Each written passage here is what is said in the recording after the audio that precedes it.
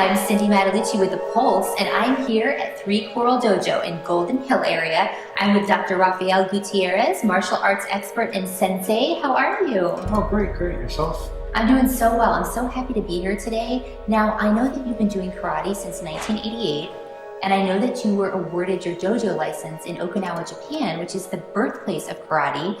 But I want you to tell the viewers, what was your inspiration for getting involved in karate? Well, in the 80s, it was mostly being a boy, thinking, I want to learn martial arts, like I saw in the movies. And what ended up happening is, I'd come on and off. And then when I went to medical school is when I started getting more into it. Me and a couple of my friends ended up seeing ourselves expand, not just the knowledge base. And decided it was time to start doing something. And one of the gentlemen used to own a dojo in Hawaii, so we decided, let's start doing this. Well, in Okinawa, Japan, that plays a big part in your studio. I want to talk a little bit about the difference with your studio because there's a lot of characteristics and things that you do that are different than other facilities. Right. One of the things you'll notice is we actually have a dance floor, which is hard.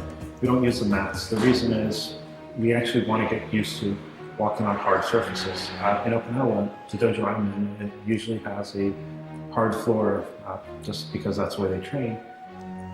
The other thing is, the way we actually do our karate, it uses natural movement, so we're not wide and spread out, which may actually do damage to certain aspects of your body. It tends to be more natural, so you can actually continue doing it for a lifetime. My teachers right now are in their 70s, but there's karatekas in our family of styles which are in their 90s, even 100s. In fact, the person who was used as a model for healthy aging for men in the Blue Zone studies was a gentleman who reached 100, I think. He was practicing karate up until the day he passed away. So you could do karate till you're 100? Yeah. I love that. That's a goal. Well, let's talk about the health and wellness benefits since we're sort of on this subject. It sounds like there are a lot of health and wellness benefits of karate.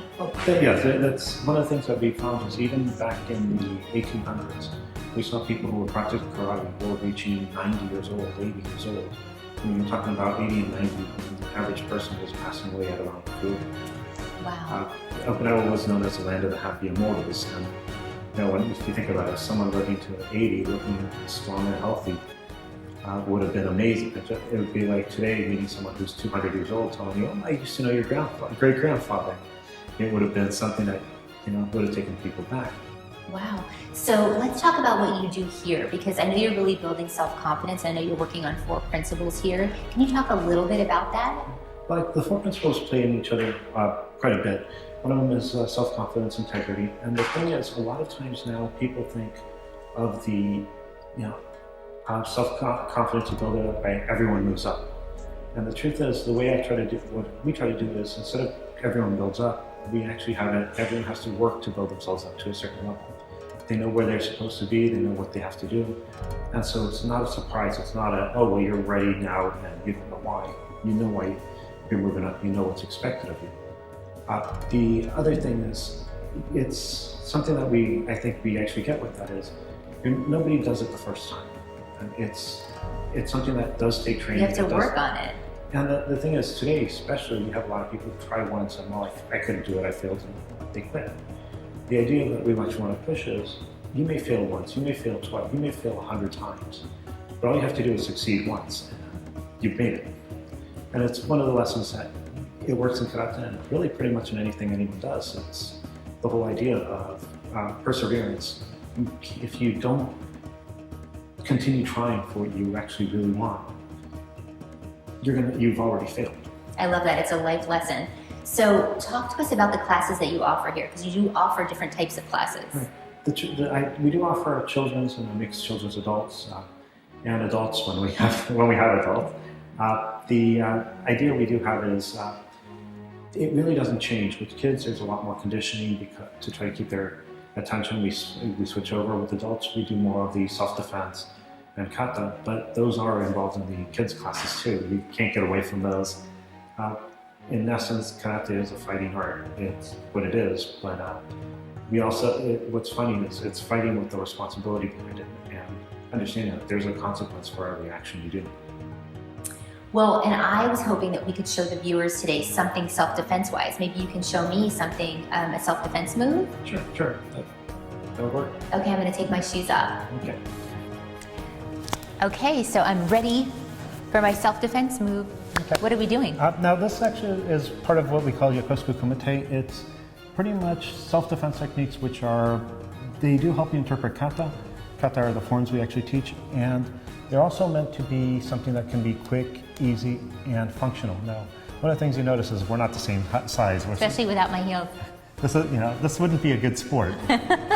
Although old judo used to actually do no weight division.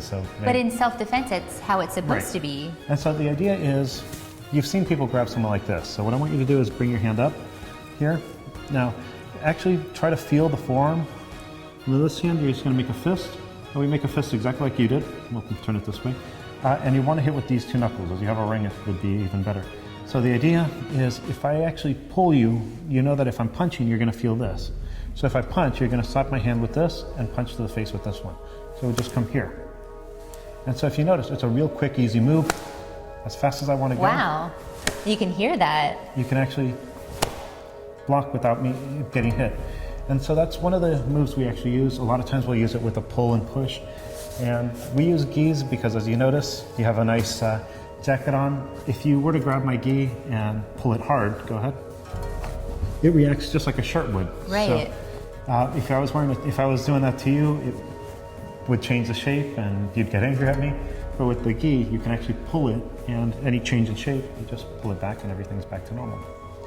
And so that is one of the big things that we actually do have, is if you notice, it's not okay, get in a fighting position, it's you're in a relaxed position.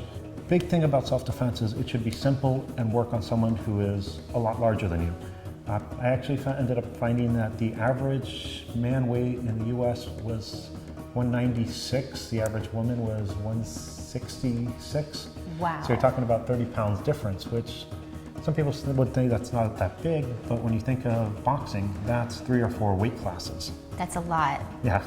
Well, I love it. I think it's so important. Thank you so much, and it's been so great being here today. Now, I know you have a YouTube channel that people can check out, right? Right. Tell us about your YouTube channel. Pretty much, as I do teach anatomy, physiology, and microbiology, what I've decided to do is look at the anatomical structure of the body and show why certain techniques are done a certain way. I also have decided to do something for, as April's Assault Awareness Month, do some stuff just on assaults, things to look at using the data that we have available. Most of it is the karate aspects, the martial art aspects, the self-defense aspects, and why you would want to do something one way versus another. A lot of times people think, well, this works, and 5 years later they have hip problems. And that's what we really want to avoid. Well, and tell everybody where to find out about your fabulous studio to come in to get a class. Where do they go? Right. The Three-Coil Dojo is located on Broadway and 23rd, and the website is karatedr.com, so karatedoctor.com. And he has some great articles on the site as well. So thank you so much, Raphael. It was so good to see you. Thank you for my self-defense move. And we'll see you guys next time on The Pulse.